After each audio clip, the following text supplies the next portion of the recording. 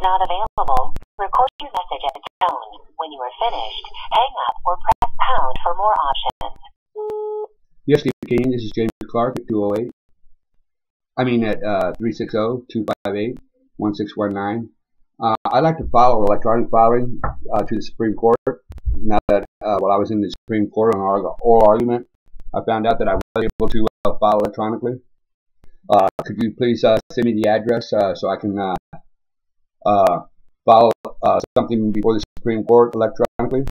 I would appreciate that. You can email me also at James Clark, Idaho Appeal 40016 period 2012 at yahoo.com, or you can give me a call at 360-258-1619.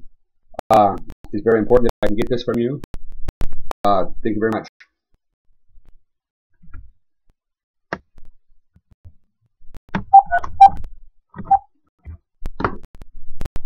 Okay, well, trying to get the electronic file address that now that I found out in oral argument that yes, I was able to file electronically, and Steven Kenyon, clerk of the court, clearly denied me that opportunity, and I also have documents to prove that.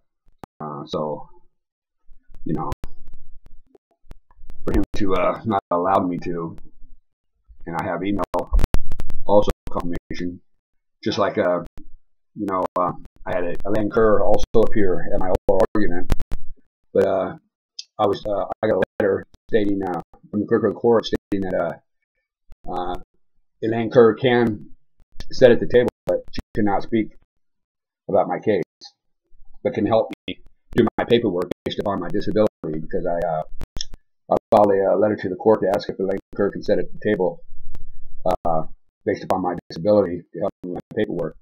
Now, but when I got into this Idaho Supreme Court oral argument, the way that one of the justices was saying, Elaine Kerr is here, and then as Rachel O'Barr for the, for the defendants, the Idaho State Insurance Fund, because Alan Hall was there, I guess, to actually argue, and then Rachel O'Barr spoke on behalf, I guess, for the State Insurance Fund also, and because of the way that it was worded also about Elaine, I guess she was able to talk, but based on the letter that I received from the clerk of the court, Elaine Kerr didn't speak because I was told she could not speak.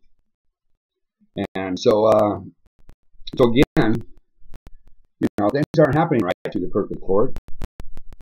Because I didn't file something properly, because I guess I didn't send it out. Because I did file it electronically, but I wasn't given permission to file electronically by Steven Kenyon, the clerk of the court. So my paperwork, that filing, just sat in a basket without further action. What's that all about, man? I thought I was pro se, and if it even fit somewhat of the guidelines, if it's in the records on how, if it's written out and you can clearly see what it's supposed to be about, then it's supposed to have been filed. So again, I've been denied this stuff, and I think people need to be held accountable. I've been in a fight for my life, and I think it's only right, because I had to appear in my oral argument without my attorney, who I hired back on December 27th, 2008, and he wrote me a letter on December 29th telling me telling me that we're right back where the commission granted him to withdraw, but I didn't go through the commission to hire him, so no, we are not right back where we started. So for him to not appear at oral argument for me, he clearly, again, Lynn Lugar, a legislator for the state of Idaho, that, I'm not real sure what the justices meant, that, aren't you aware that it was the court as a whole that requested that? And I'm not real sure what he meant by all that, because I did file something before the Supreme Court to have Lynn Lugar to appear in person, so he can answer to the questions, or even actually to really represent me, to help me.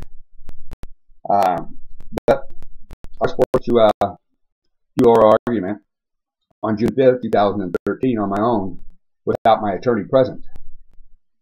So I'm trying right now to try to get this electronic filing number that, or email address that I was entitled to do, because I've been denied by the clerk of the court to file anything in regards to my claim via email or anything. I had to do everything and send it by mail.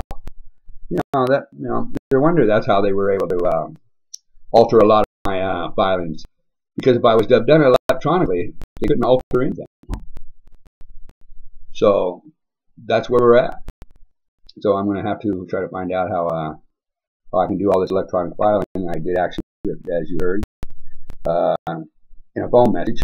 That I really need this email address because I need to file something before the Idaho Supreme Court. And what that is the lies that Miss Rachel O'Barr had said in regards to when they took over, when they appeared on the claim, which, she didn't put a date, but she was trying to make the court believe that that they didn't come into the picture until after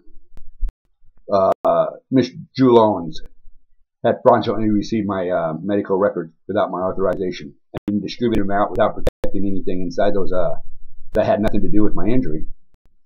But yeah, so and then to have a document with the August 1st, 2008 letter that was sent to the Idaho Department of Correction to receive those records had Mr. Hall's name on it.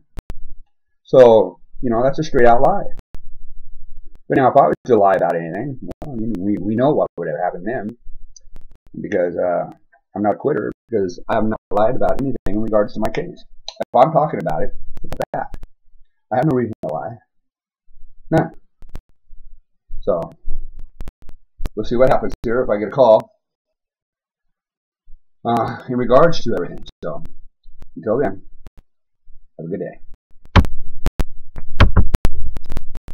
Yep, have a good day.